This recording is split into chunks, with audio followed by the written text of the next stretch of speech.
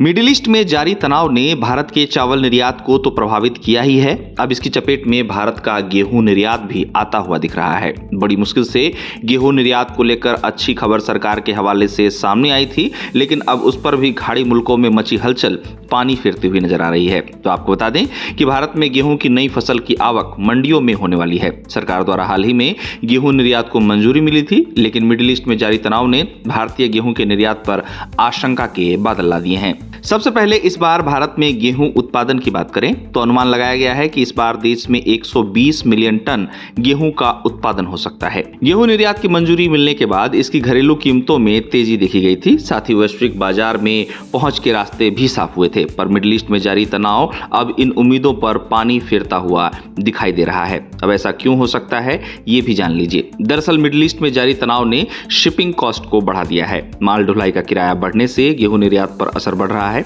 इससे गेहूं निर्यातकों को झटका लगा है। साथ ही युद्ध के कारण निर्यातकों के साथ ही आयातकों के उत्साह में भी कमी ने इस और परेशानी बढ़ा दी है।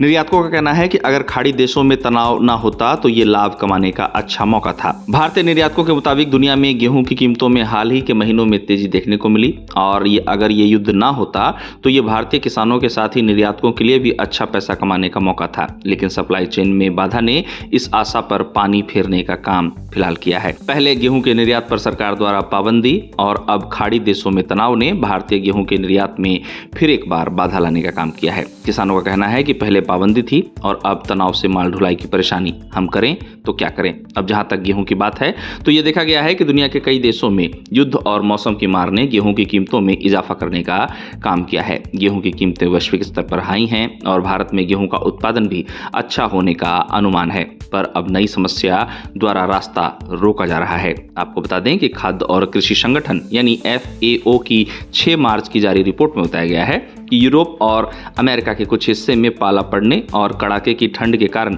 फरवरी में दुनिया भर में गेहूं की कीमतों में 1.8% की बढ़ोतरी देखने को मिली। इसके अलावा रूस और काला सागर क्षेत्र में जारी दिक्कतों के कारण भी गेहूं की कीमतों में उछाल आया।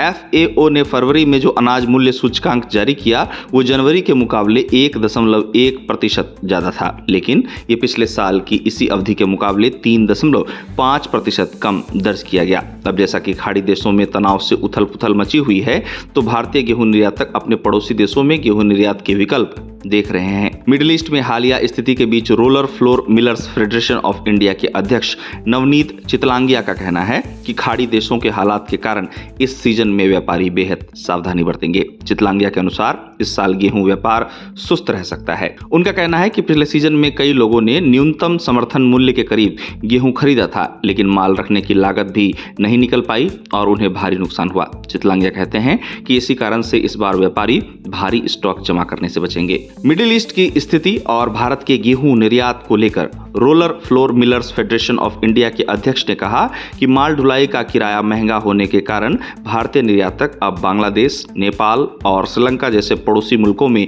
गेहूं निर्यात करने पर फोकस करेंगे। चितलांगिया इसका कारण इन देशों में बाजार के स्थिर होने और सप्लाई भेजने में कम खर्च को बताते हैं। अब जैसा कि इस बार भारत में गेहूं का उत्पादन 120 मिलियन टन हो सकता है, तो घरेलू खपत के बाद इसके निर्यात में आ रही अड़चनों को समय रहते दूर करना जरूरी है, ताकि किसानों के साथ ही निर्यातकों को अच्छा लाभ हो। भारत के मुख्य गेहूं उत्पादक राज्यों की बात की जाए तो इसमें यूपी, मध्य प्रदेश, राजस्थान, पंजाब जैसे राज्यों का नाम शामिल है।